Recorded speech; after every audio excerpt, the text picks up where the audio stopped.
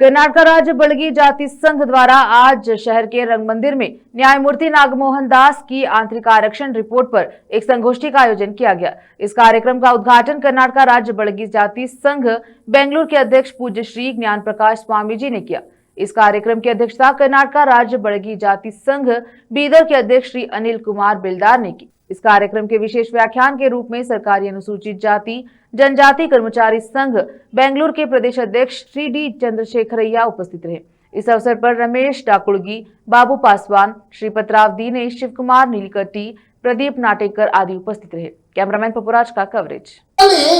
Schedule caste ನಲ್ಲಿ ಕೂಡ ಸರ್ಕಾರಿ ಅಧಿಕಾರಿಗಳಾದಂತವರನ್ನ ಮೀಸಲಾತಿಯಿಂದ ಹೊರಗಡೆ ಇಡಬೇಕು, ಇಡಬ್ಲ್ಯೂಎಸ್ ತರಬೇಕು, ಎಕನಾಮಿಕಲಿ ಬ್ಯಾಕ್ವರ್ಡ್ನೆಸ್ ಅನ್ನ ಅವರು ಮುಂದುವರೆದಂತಹ ಶೆಡ್ಯೂಲ್ ಕ್ಯಾಸ್ಟ್ ನವರನ್ನ ಮೀಸಲಾತಿಯಿಂದ ಹೊರಗಡೆ ಇಡಬೇಕು ಅನ್ನುವಂತ ಅಂಶಗಳಿದೆ।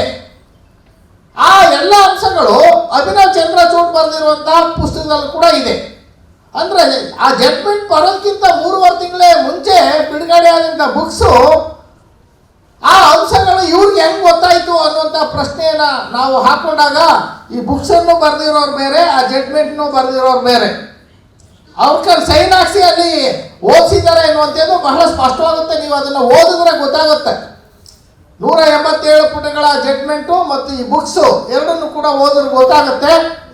ಅದಾದ ನಂತರ ನಾವು ಮೇಲ್ನೋಟಕ್ಕೆ ಬಹಳ ಸ್ಪಷ್ಟವಾಗಿ ನಮ್ಗೆ ಅರ್ಥ ಆಗ್ತೇನೆ, ಇದೆಲ್ಲ ಒಂದು ಒಳ ಸಂಚಿನ ಭಾಗವಾಗಿ ಆ ಬುಕ್ ಮತ್ತು ಆ ಜಡ್ಜ್ಮೆಂಟ್ ನಲ್ಲಿ ಇರುವಂತಹ ಅಂಶಗಳನ್ನ ನಾವು ಕಾಣ್ತೀವಿ। ಸುಪ್ರೀಂ ಕೋರ್ಟ್ ಬಹಳ ಮುಖ್ಯವಾಗಿ ಕೆಲವು ಅಂಶಗಳನ್ನು ಹೇಳುತ್ತೆ।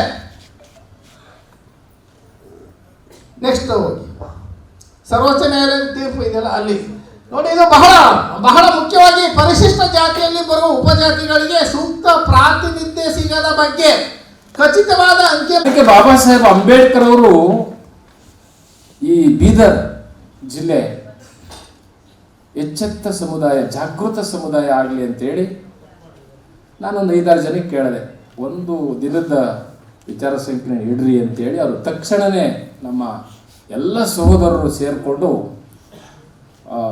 ಭಾಳ ತುರ್ತಾಗಿ ಕಾರ್ಯಕ್ರಮ, ನಾನು ಬರೋಕ್ಕೂ ಆಗಲಿಲ್ಲ, ಭಾಳ ಆರೋಗ್ಯದ ಸಮಸ್ಯೆ ನಮಗೆ ಸುತ್ತಾಡಿ ಜಾಸ್ತಿ ಸಮಸ್ಯೆ ಆಗಿತ್ತು। ಹಾಗಾಗಿ ಆರೋಗ್ಯ ಸಮಸ್ಯೆ ಇದ್ರೂ ತಾವು ಬರಬೇಕು ಅಂತ ಹೇಳಿದ್ರು, ಹಾಗಾಗಿ ನಾವು ಬಂದಿದ್ದೇವೆ।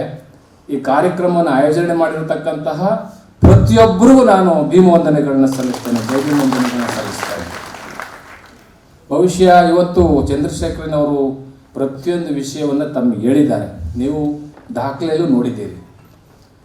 ಇದು ಹೊಸ್ತೇನಲ್ಲ, ಇದು ನಮಗೆ ಹೊಸ್ತೇನಲ್ಲ। ಯಾಕೆಂದರೆ ನಮ್ಮ ಸಮುದಾಯಕ್ಕೆ ಇಡೀ ಜಗತ್ತು ಇಡೀ ವಿಶ್ವ ಯಾರ ಕಡೆ ಮುಖ ಮಾಡ್ತಿದೆಯಪ್ಪ ಅಂದರೆ ಅದು ಡಾಕ್ಟರ್ ಬಾಬಾ ಸಾಹೇಬ್ ಅಂಬೇಡ್ಕರ್ ಕಡೆನೇ ಮುಖ ಮಾಡ್ತಿದೆ।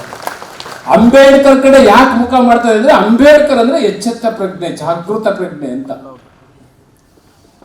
ಅವ್ರು ಯಾವತ್ತೂ ಮಲಗಲ್ಲ ಅಂತ। ಆದರೆ ಮಲಗ್ಬಿಟ್ಟಿದೀವಿ ನಾವು। ಎಷ್ಟು ಬೆಡ್ಶೀಟ್ ಹಾಕೊಂಡಿದ್ದೀವಿ,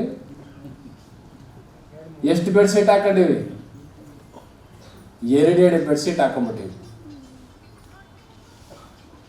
ಯಾಕೆ ಮಲಗಿದ್ದೀವಿ ಅಂದ್ರೆ, ಯಾರು ಹಕ್ಕು ಮತ್ತು ಅಧಿಕಾರಗಳು ನಿಮ್ಮ ಮನೆ ಮುಂದೆ ಬರೋದಿಲ್ಲ। ಯಾಕೆ ಇಷ್ಟು ಹೈರಾಣವಾಗಿದ್ದಾರೆ ಚಂದ್ರಶೇಖರನವರು, ನಾವು ಮತ್ತೆ ನಮ್ಮ ಬೀದರ್ನ ಎಲ್ಲ ಹೋರಾಟಗಾರ ಹೊತ್ತು DC ಆಫೀಸ್ ಮುಂದೆ ಯಾಕೆ ಅಷ್ಟು ಜನಸಮುದಾಯ ನಿಂತಿತ್ತು ಅಂದ್ರೆ, ಬಾಬಾ ಸಾಹೇಬರು ಒಂದೇ ಮಾತು ಹೇಳ್ತಾರೆ, ಹಕ್ಕು ಮತ್ತು ಅಧಿಕಾರ ನಿಮ್ಮ ಮನೆ ಬಾಗಿಲಿಗೆ ಬರೋದಿಲ್ಲ। ಹಕ್ಕು ಮತ್ತು ಅಧಿಕಾರಗಳು ಹೋರಾಟ ಮಾಡಿ ಪಡ್ಕೋಬೇಕು।